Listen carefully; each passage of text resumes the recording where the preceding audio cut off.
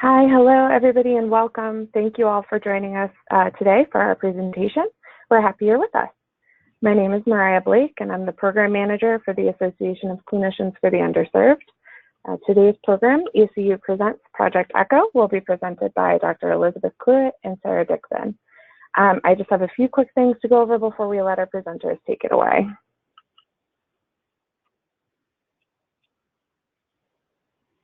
So ACU is a national nonprofit focused on the recruitment and retention of clinicians in underserved areas.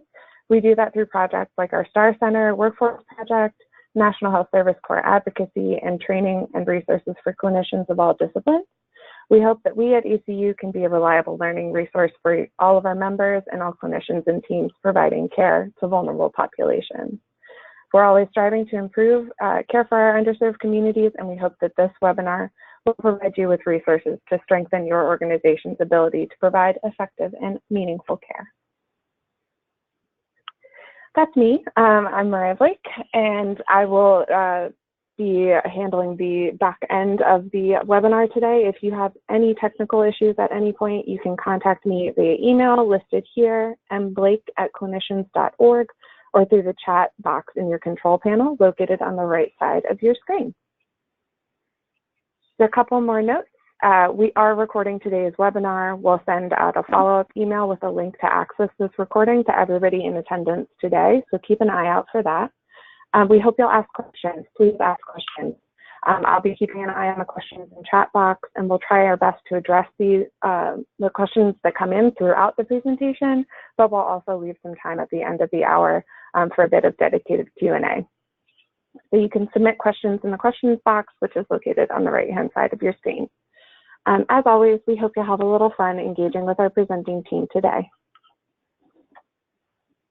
I'm joined on the line today by ACU's Executive Director, Craig Kennedy, who would like to say a few words before we kick off today's presentation.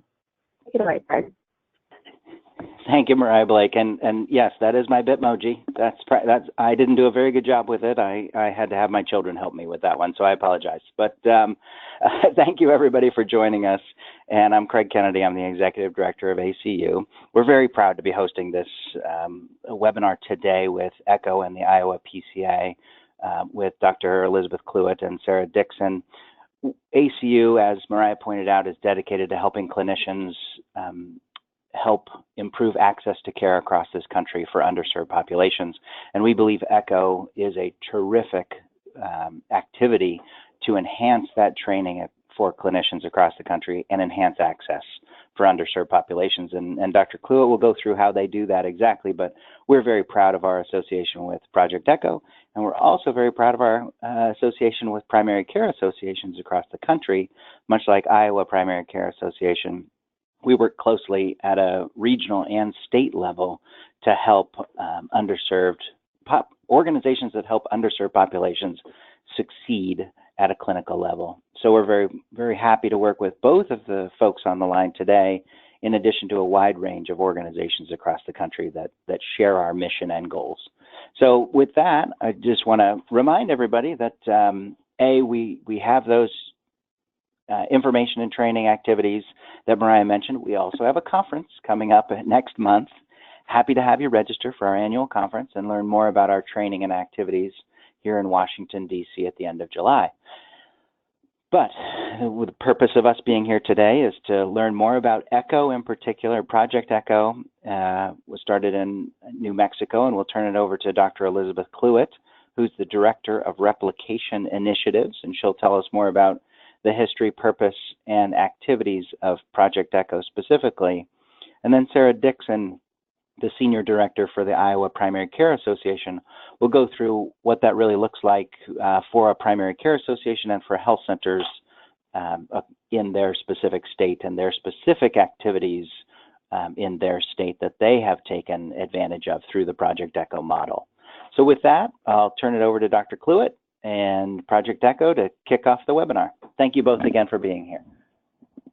Craig, thank you so very much, and I really want to thank you for asking Project ECHO to be part of this conversation today. And we're so pleased to share this hour with Sarah Dixon and to highlight the work that's going on in Iowa, so thank you.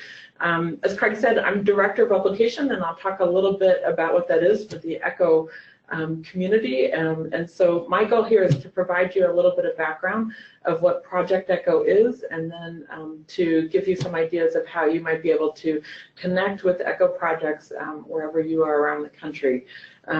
So that's my goal here, and please, folks from ACU, cut me off. I don't plan to go too long, but if I do, please give me the word there. Okay, so, and here, the problem that ECHO is sort of designed to deal with is that advances in health are not reaching people equally. And I know that the folks on this call know that very well in the communities where you live. This is just a reminder of some of those statistics that you all live with every day. Rural care is very difficult for folks to get, and increasingly, hospitals are closing in rural America, and access to care is difficult, and especially in underserved communities, it's very difficult to get access to specialty care, and you see some of those numbers here. And the specific sort of origin story of ECHO, here you see the increase of specialty knowledge over time. There are hundreds and thousands of journals that folks can publish in, and how that gets translated to rural New Mexico or rural Iowa takes a long time, right? So our job, what we see as our mission, is to speed the diffusion and development of knowledge, especially in the medical sphere. Project ECHO was founded by Sanjeev Arora, who's a hepatologist, and he, about 16 years ago, had a particular problem. He had patients coming to his clinic, and he likes to tell the story of a particular 43-year-old woman who came to his clinic one day with two elementary school kids. She had had hepatitis C for a number of years. She had decided not to get treatment because it was too complicated for her to drive the 3 or 4 miles. It would have taken her 3 or 4 hours, my apologies, it would have taken her to get to Albuquerque to get recommendations from a specialist. And so she had sort of not gotten treatment for hepatitis C. She came to Dr. Arora and said, she knew she had hepatitis C, but now, after a number of years, she was feeling pain in her right side, below her shoulder, and she wanted to know what was going on. So he did some tests, and he found in her case that she had developed liver cancer, and it had progressed so far that she couldn't be treated. So she passed away, leaving 2 kids and extended family to care for them. So as he thought about this case, he said, what, how could this have been prevented? This was a disease that was very curable and treatable, and yet this woman had not had the right knowledge in the right place at the right time to get treated. So what could he, in the state of New Mexico and in Albuquerque, do to deal with that? So what he did was he created what we call the ECHO model. And here are the 4 pillars of the ECHO model. And in comparison to sort of telemedicine, where it's the provider, he could have decided to go to Las Cruces, New Mexico, or zoom in from Albuquerque and treat patients one-on-one. But what he really wanted to do was to increase the capacity for care and treatment of hepatitis C. So what he did was he got in his car and he started driving around New Mexico and doing grand rounds, basically, and asking folks if they wanted to join him once a week to participate in a telementoring community. And he got about 20 folks to join him. And the 4 pillars of the ECHO model that he came up with were that during the once a week that they spent together, they would have a short didactic to discuss best practices. There would be case-based learning, so besides the short didactics, folks would present cases that they were specifically having trouble dealing with, the primary care providers that he had recruited around rural New Mexico. And so they would discuss those real cases, because we know that for adults we need sort of an emotional attachment to the information. If we deal in concepts, that's great, but these issues are much more complicated, and so we need to be working on it in our own community, in our own setting, to really have that information gain hold.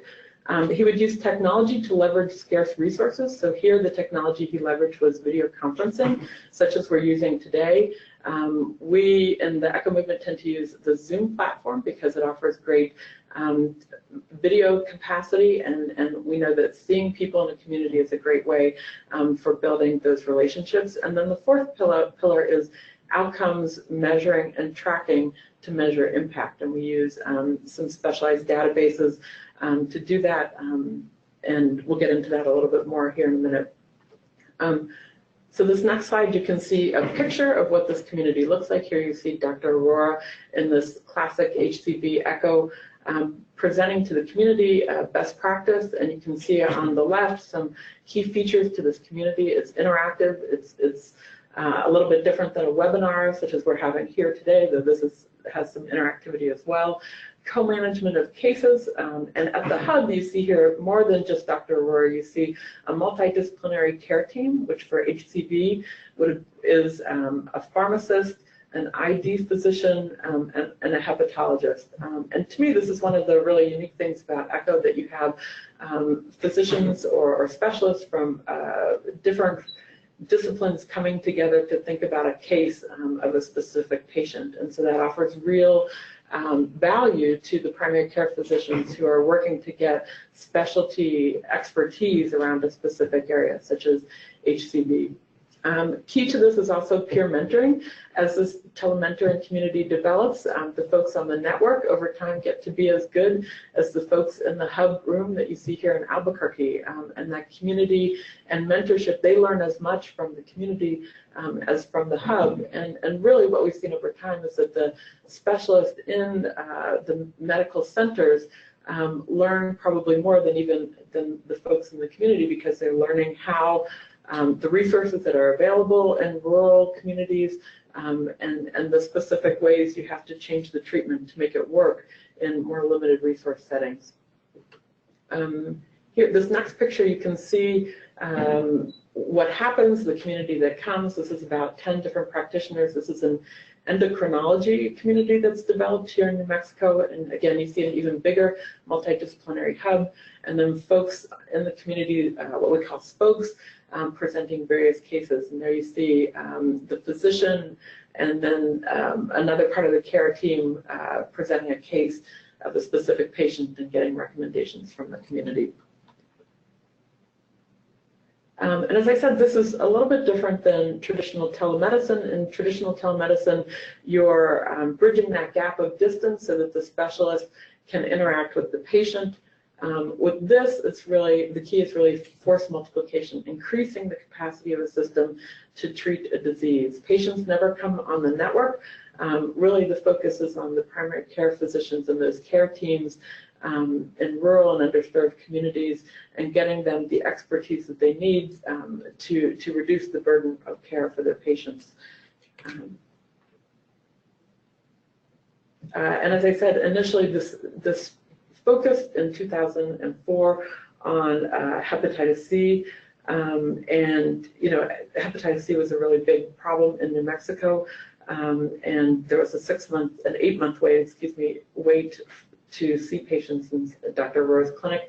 Over 2 years, we saw that wait be reduced to 2 weeks. So one of the things that was happening here was that having the academic medical center interact with this system of rural providers around the state, the system was able to triage better who actually needed to see specialists at the University of New Mexico, and keep those patients that had sort of more basic issues in the local community, because we know that getting treatment by primary care physicians in their community close to their network of care and their resources there is the best way for folks to get good medical care. Over time, what we've done is we've taken that initial model and done research to see whether getting care and ongoing mentorship in this way was a benefit to the primary care physicians. And here you see a New England Journal of Medicine study that was done that showed we had a control here at the University of New Mexico specialty clinic versus the ECHO sort of network around the state, which also included some prison locations as well, because there was a high incident of HCV. And you can see here that there was really no difference in sort of the outcomes for HCV treatment between ECHO and UNM. So that meant that the ECHO group, the primary care providers, got as good as the specialist here at UNM.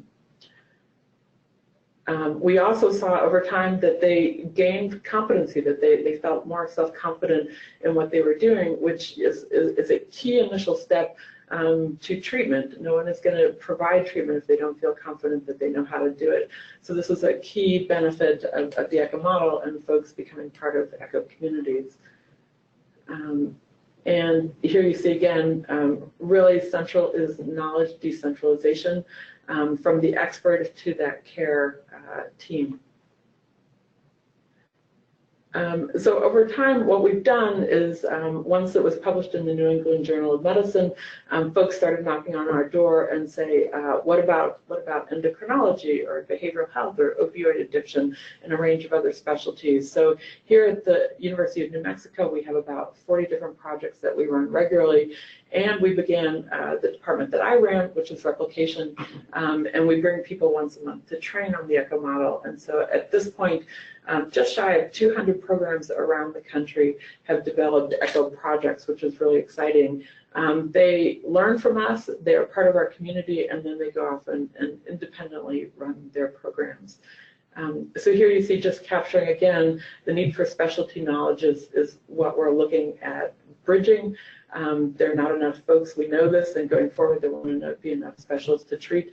And so how can we sort of make sure that primary care clinicians feel supported in their community to increase access? And here you see some of the benefits and results in another format to folks in underserved communities. To specialists, we also think there are benefits of this model because they understand, they get to democratize their knowledge, and they have a much greater understanding of what's going on in their broader community, which is really important as specialists in their network.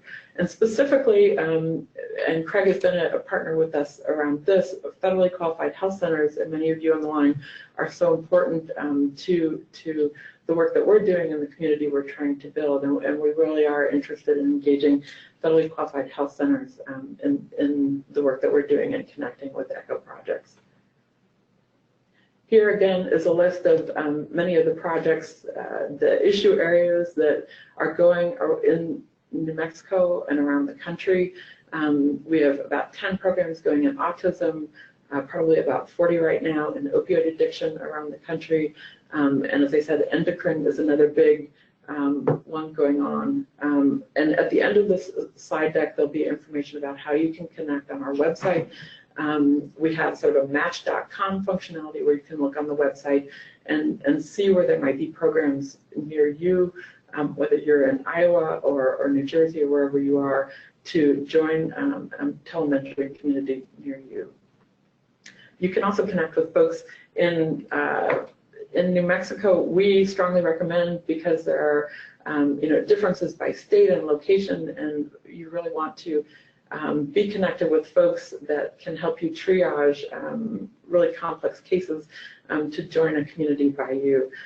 So here's just a map, and again, this is on our website, that shows it says 65, that's a little bit outdated, academic medical sites, and there are other sort of nonprofits that are developing ECHO projects around the country and globally as well. We have a reach in now 38 different countries. And again, on the website, you can learn more information about these. And I'm zipping through this. This is the basic overview, so we'll have time for questions if folks are interested. But there you see the link to the website. And again, there's an interactive map. You can either reach out to that ECHO replication for us to connect you, or you can connect directly with those programs. And we really would love to have the folks on the line engage with us and join whatever program looks right for you. With that, I'm going to, and I will take it back to the ECHO. With that, I will stop and open it up for questions. And thank you very much. Thank you. Yep, like we just said, there is a little bit of time here for questions before we kind of switch gears in our presentation. So I'll give just a couple of minutes for any attendees who have a question to pop them into the questions box or the chat box, and I'd be happy to read them out for you.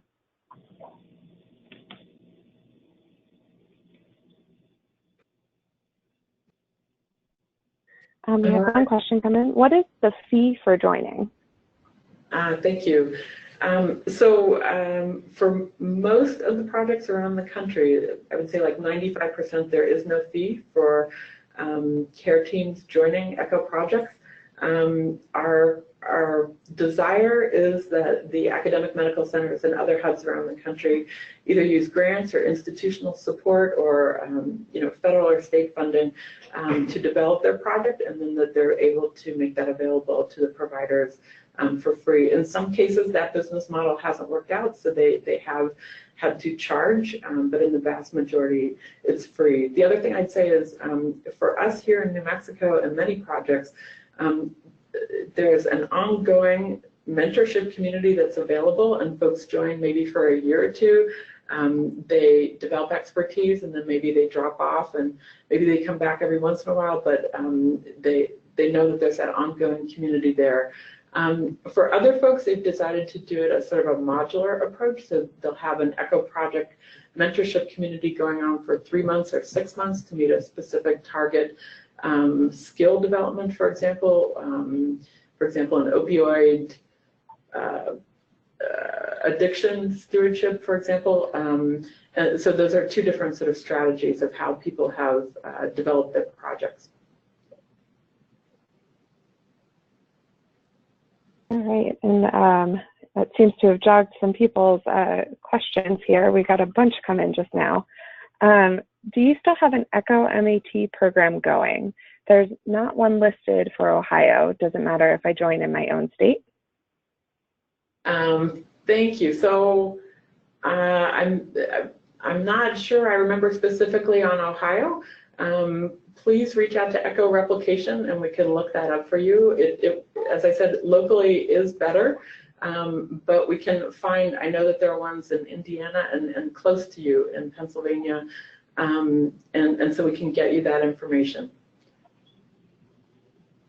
Great, thank you. And we can make sure that we provide your contact information following this webinar if anybody is interested in checking in afterwards. Thank you. And we had a bit more of a broad question come in. Can you say a bit more about the training needed to start a project? I believe you said there was an in-person portion in New Mexico. Thank you. Yes, if you're interested in starting an ECHO project, again, reach out to me or the ECHO Replication, and we can set up a meeting to discuss the steps. We have some partnership documents that we ask you to sign. They mostly focus on intellectual property and establishing sort of what services we offer and the responsibility of ECHO partners. There's no fee involved. We're funded by philanthropies for this. Once you sign those documents, then that sort of opens up the gates to coming for training here in New Mexico or with any of our Super Hub partners. And there's a list of those on our website if you want to take a look. Again, here in New Mexico, there's no cost to that. Some of our Super Hub partners do charge a nominal fee to cover their expenses. And then it also opens up a suite of sort of support tools that we provide. We have a contract with Zoom to provide that for free for our partners for ECHO use. We have a data tracking software for attendance for your ECHO program and a virtual library of resources that our community shares back into. Those are the three big resources, and then we assigned a partner sort of consultant to you to help you get started and think about best practices for your project. And a follow-up question came in. Can anyone interested attend Meta ECHO?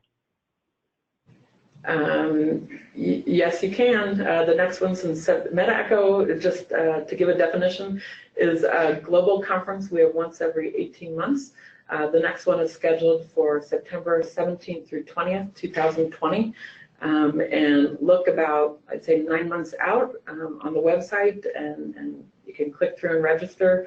For that, we charge a fee to cover our expenses, and it's a great way to get to see the community writ large and everything that everyone's doing.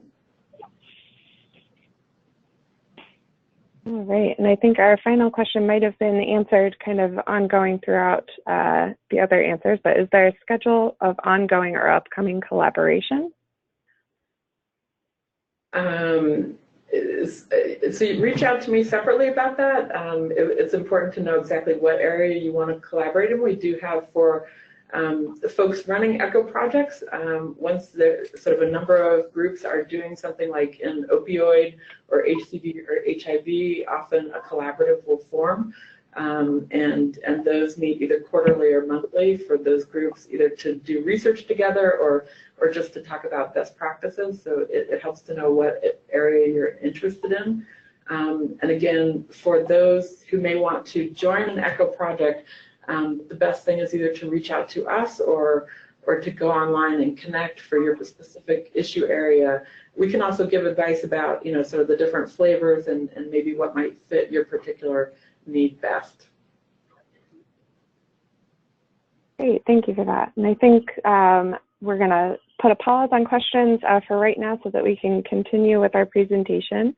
We're going to shift towards our state perspective brought to you by Sarah Dixon from the Iowa Primary Care Association. Take it away, Sarah.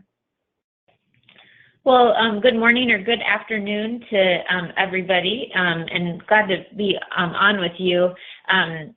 I will just be going through a series of slides just about really our experience in Iowa with Project ECHO. It's always an honor to be on with our UNM colleagues and ACU colleagues because they bring such a great view of what's going on nationally, and then I think also always remind us of what the model is and intended to be as we really work to make sure that we're replicating it with the efficacy to the model in mind, I guess. And so just to note, we've had kind of a long and winding journey with Project ECHO. We actually are really newbies in serving as a Project ECHO hub. So starting with 2 Project ECHOs in May of 2019, and I'll talk through what both of those are, but just going back in time a little bit, we did explore becoming a hub and trying to work with our University of Iowa, so our academic medical institution that's located in Iowa City. And, I think that is really a good place to start, is just to try to explore what partnership opportunities might exist with whatever academic medical institutions that you might have in your state. We weren't able to come up with a effective, clear way to work with the U to establish Project ECHO, but I think the exploration of even thinking about bringing Project ECHO to Iowa, was meaningful in that, others at the university really started to get exposure to the model, what it is, and why it can be important. And so I do think we feel like there could be some future partnerships that come from just that exploration. So then, kind of bringing us up more to current time, we've had a couple of health centers that have actually become ECHO hubs. One is located in Sioux City, Iowa, and they do an endocrinology hub in partnership with a specialist who really wanted to give their time to advance the practice of primary care providers. And so that health center really runs that hub and has opened that up to clinicians in Iowa and then the states surrounding Iowa, so I think South Dakota and Nebraska as well. And then we had a health center, one of our largest health centers here in central Iowa, so the Des Moines area, who had started a MAT ECHO and then took a little bit of a hiatus, and then we have been working in partnership with that health center to really serve as the hub for that ECHO, which restarted in May of 2019. And then along the way, kind of parallel to the MAT ECHO, we have also established a Hep C ECHO, and then have had 3 primary care association staff attend the UNM Project ECHO immersion training, and we had some funds from the state that allowed us to bring some state partners along as well. So, I think I'll talk a little bit about the issues that we were trying to address through the Project ECHOs that we've established. And so I noted that the MAT ECHO is really a partnership with our FQ that started this ECHO. And then the Iowa Department of Public Health has really stepped in as a partner and allocated some of the state opioid response funds that are available in Iowa to support this ECHO. And that's really when the Primary Care Association got involved. This ECHO has been really, the goal is not to train MAT-waivered prescribers. So, the people that are tending to participate have already had the MAT-waivered training. But we are trying to provide a venue to support high-functioning MAT programs and then to discuss cases with the hub team. And so our hub team right now has pain experts, behavioral health experts, a pharmacy expert, and then also some primary care providers that have had some advanced training. And the participants in this one primarily include health centers, although we have a number of substance abuse partners and then other primary care providers that are participating. So it really is a kind of a statewide, it's a statewide initiative, and we work to promote it to all MAT-waivered prescribers. So we pull the list from SAMHSA on a quarterly basis and then try to engage those new MAT-waivered providers to and with the goal of hopefully helping them start their programs and then be successful in helping patients. And what I'll say is that I think Dr. Clewett referred to kind of the way in which you can start ECHOs. We did, I think, what maybe you'd consider kind of a pre-ECHO to really talk about the mechanics of a MAT program, and then have been revisiting some of those topics as we reestablish the ECHO, and then are trying to move into more of the casework. So that's our MAT ECHO. And then just a little bit of background about our Hep C ECHO. So also a partnership with the Iowa Department of Public Health, the Gilead Foundation, and then the National Nurse Care-Led Care Consortium. So this ECHO has really come from work that we were doing as a primary care association to really move to routine screening for HIV, Hep C, and then sexually transmitted diseases. And one of the things that was clearly a barrier that the health centers in Iowa identified is just access to specialists and really access to consultation so that they could provide access to more patients, and really along the same lines as the stories that Dr. Clewett shared around Hep C. And so we just started this ECHO in May as well, and our goal is to provide a venue to support PCPs and prescribing Hep C treatment, and then to discuss cases with a hub team. So on our hub team, we have an infectious disease doc, a hepatologist, a behavioral health provider, and a pharmacist. And then our participants in this ECHO really are the health centers, and we haven't expanded above and beyond that, but we do tend to have the Iowa Department of Public Health participate in those conversations as well. So that's the summary of just the two ECHOs that we have. And then I thought it would also be helpful to just cover some of the future plans. So actually right before this webinar, the team here was just reconvened with our partners to really discuss the efficacy to the Project ECHO model after we sent a couple of additional staff to the May training, and then getting feedback from partner agencies and health centers around how to run these ECHOs in the most advantageous and helpful way possible. Our team has tons of ideas about future ECHO opportunities that would take us, I think, into other clinical quality or clinical areas, complex clinical areas, as well as thinking about quality improvement or performance improvement, social determinants of health, and even maybe groups that would want to come together around special populations that the health centers are serving. And so I think the opportunities and the ideas are endless, and what we want to do is just be really thoughtful about how we stand those up, and if we're using the Project ECHO model in the way that it was thoughtfully built. And then really determining the best staffing model to support the Project ECHOs within the Iowa PCA, and we're trying to make some changes to really be clear about the different roles and responsibilities that you need to have a successful ECHO. And then last but not least, I think what I'll also mention is that the resources from UNM are very helpful. Our team has really benefited from the systems that UNM has built. The staff is very helpful at the training.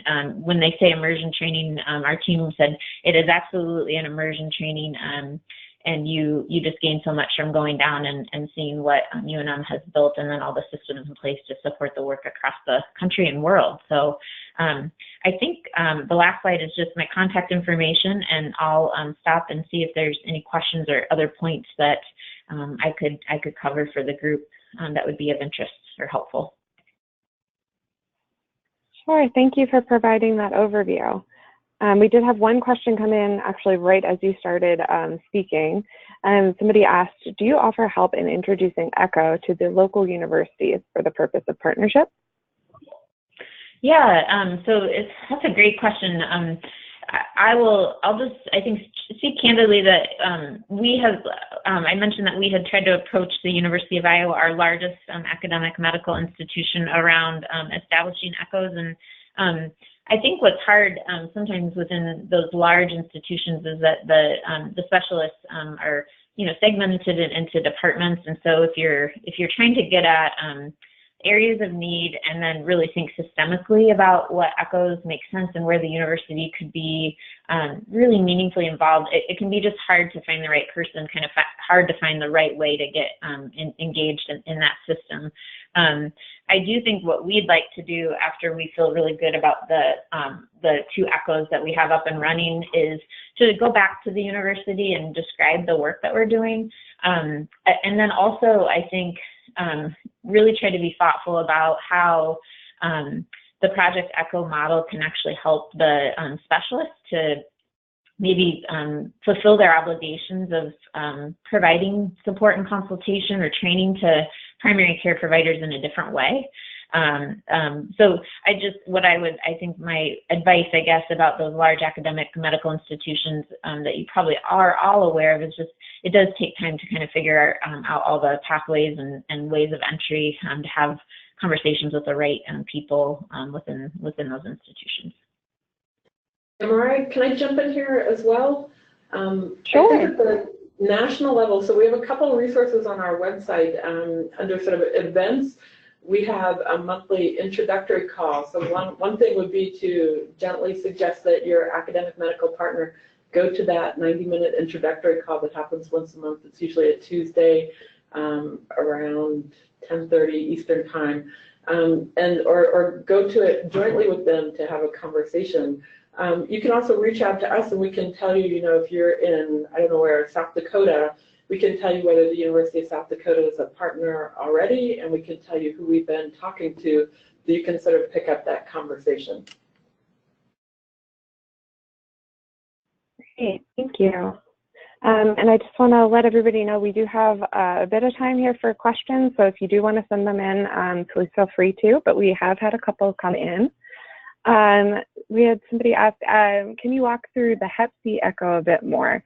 You mentioned the state funding. How is Gilead and NNCC engaged or funded? Yeah, so we actually, we are, the funding streams that I noted on that slide, and I can actually go back to that, sorry, oops. So we have some funding that comes from our state health department to actually support some positions within the PCA to just work on routine screening, quality improvement initiatives within the health centers. And then the National Nurse-Led Care Consortium approached us about pursuing expanding the FOCUS model in Iowa, which is a model that has come from the Gilead Foundation. And so the funds that we have there are really to support patient advocates and navigators within 5 of our health centers, as well as assist in providing access to rapid screens and then full tests, confirmatory tests if needed, to patients that are underserved, vulnerable, uninsured, underinsured, or who are at high risk. And the project really takes us outside of the baby boomer population to those who are 18 and older, given the connection to the drug epidemic in the country, and knowing that we're seeing Hep C spread that way into our younger population that's outside of that target baby boomer population. So the funding from those, Gilead and IDPH doesn't directly support the Hep C Echo, but we built the Hep C Echo in as an intervention to be very thoughtful about the way in which we're supporting the health centers in improving their routine screening rates, and then having a way to provide care to patients that, where there's a lack of access to specialists. And I'm very happy to answer any other questions. And if it's something I don't know, because we have a lead on this project, I'm also happy to follow up via email. So I hope I added a little more context for the person asking the question.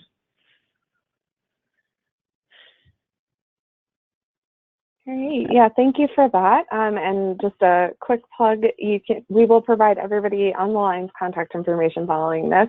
But if that gets confusing, too many email addresses, you can't remember who you were trying to get in touch with, you can always just email it directly to me at mblake@clinicians.org, and I'll do my best to connect you with the best person to answer your question. And with that, I think Craig was sending me a message a second ago asking if he could jump into the line.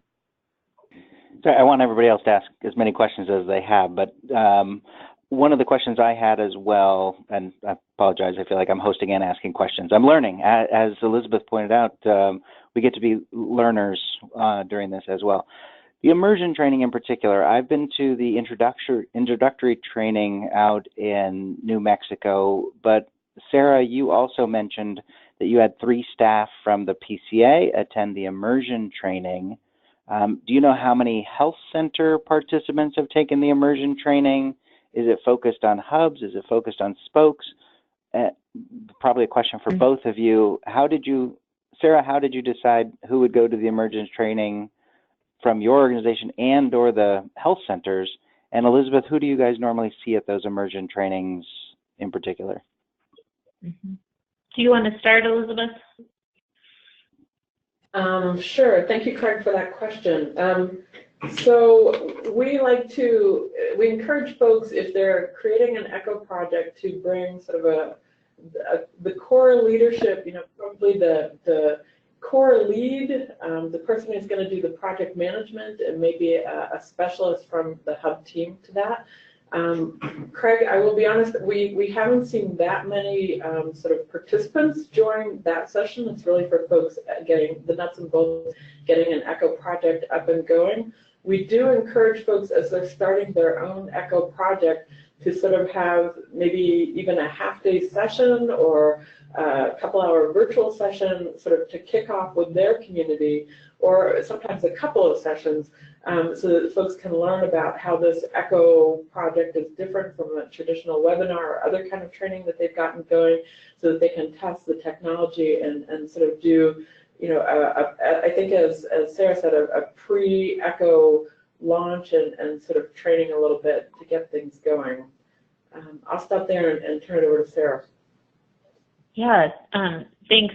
Yeah, thanks for the question. And so what we did in Iowa is we actually had primary healthcare who had really taken the lead to start the MAT ECHO, and then the clinician and team from Siouxland who started the Endo ECHO, which I didn't talk a lot about because we don't serve as the hub.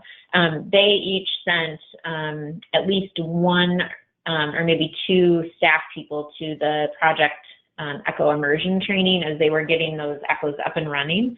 And then what we've done is supported through our state opioid response dollars, sending additional leaders from the health centers that are really critical in terms of the role they play as part of the hub to that training. And we let the health centers really self-identify those individuals. And then in terms of making the decision from the PCA about who we sent, for the Hep C ECHO, we wanted to invest in really our Director of Preventive Services to attend the UNM immersion training. because she is really holding together all of the pieces around our just broader routine screening project, including the Hep C echo. And then on the MAT side, we sent our director of transformation, our behavioral health manager, and then a program manager that really was doing the coordinating role of that MAT echo. So that was the team that we sent from the PCA.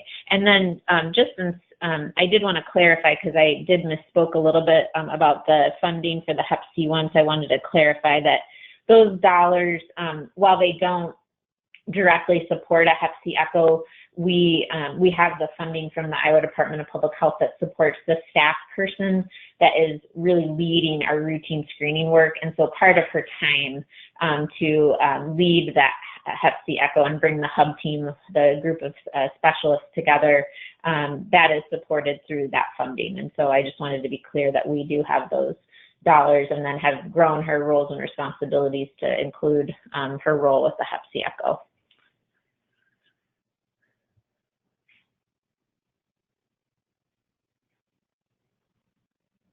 All right, thank you for that. We do have a bit of time left, so if anybody has extra questions that they've just been thinking over this whole time, taking in all of this information, feel free to send those in, or I'd be happy to help you all follow up following this session. So while we wait for those last couple of questions to make their way in, I'm just going to roll us through some of our close of the hour housekeeping pointers. Like I said at the start of this session, we did record our presentation today so that you can revisit any or all of this information. I'm going to look a lot. So you'll have the recording and the slides available to you. That should get to you via email probably tomorrow morning at the very latest. Like I said, if you have any additional questions, feel free to pop them into the question box here, or email me at mblake@clinicians.org, and I'll get you connected to the best person on our team. And with that, I think we will give you back. Oh, I'm sorry. Was somebody? Oh, I was just going to say, Mariah, this is Sarah. I actually got a great email from one of your participants, and I thought maybe other people would be curious about it. I will respond directly to the email, but just how you introduce and promote the program to your members as a primary care association. And so I can talk about that real quick and then, conclude. Oh, sure. I thought that might be interesting, but so we have, a lot of the primary care associations, I'm imagining, do have infrastructure around maybe bringing clinician leadership together, behavioral health leadership, CEOs, CFOs, all those kind of interest groups that you support networking with. So when we were rolling out the ECHO, I talked to our chief medical officers and medical directors about the ECHOs starting during the quarterly convening that we have with them. So really wanted to start with the clinician leadership and really ask them to identify clinicians within their health centers that would benefit from these two echoes. And then also to talk about the reason that cases are so important to bring forward. I don't think you can't, I think, underappreciate how clinicians are trained and, this idea of grand rounds and, getting caught not knowing something is kind of, I think some clinicians have kind of PTSD from that experience in school, and really explaining that the ECHO is a safe place to bring cases forward. It's highly collaborative. You are both a learner and a teacher, and I think everybody is viewed that way that's on the ECHO. I think there's also been I don't know what the evidence base is, but just this idea that satisfaction or burnout or the joy of practicing medicine can really be supported through the Project ECHO model. And so we talked to the CMOs and medical directors about just those concepts about bringing people together, networking, support, and thinking about ECHO not just for the pure medical aspect of it, but the softer side of the job, and knowing how incredibly stressful it is to be a primary care provider. So we did that. We also promoted it through our CEOs, our clinical listserv, and then for the MAT ECHO, I think I talked about the participants being broader and really trying to make sure that all the MAT waivered providers knew about the program or continue to know about the program. And then on the Hep C Echo, we have some key contacts that really lead the routine screening work and then the focus work at those 5 centers with the Gilead funding. And so those groups are also were also brought along on how, you know, with how ECHO fits into just the overall way in which we're trying to improve care in this particular area. So I hope that helped, but we really tried to promote it through existing ways that we interact with our health center staff, and then we did our Friday update, and then I do try to really run at the chief medical officers and the medical directors to try to solicit cases. So just thought that would be maybe beneficial to the whole group. So thanks for the question via email. And Mariah, thank you for catching that. Yeah, I just go right ahead. At Project ECHO, I just wanted to jump in. And one, Sarah, thank you for you know, sort of that testimonial about the benefits for providers in terms of burnout and you know, feeling part of an ongoing community. But also in terms of the PCAs, I just wanted to highlight one. Iowa is a leader, PCA sort of helping to recruit for ECHO projects and developing their own.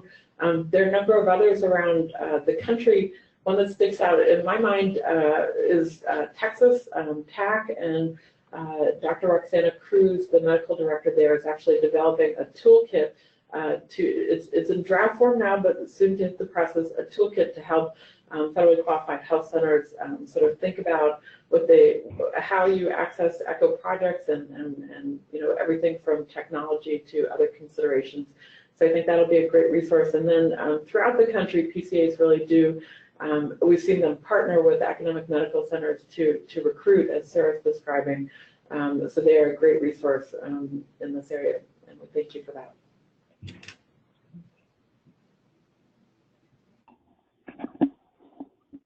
Great. Any other questions, Mariah, that we have before we wrap it up? I don't think any are coming in just now. Okay. Then I'm going to take a second here to thank both of the panelists, Dr. Clewett and Sarah Dixon from the Iowa PCA.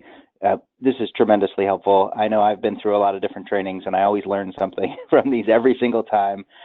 One of the things that I wanted to re-emphasize, since Dr. Clewett just did it, which is we believe that clinicians really are wanting to make an impact with their communities in every way they possibly can. And a lot of them get frustrated when they see something that they don't feel as comfortable or trained to address.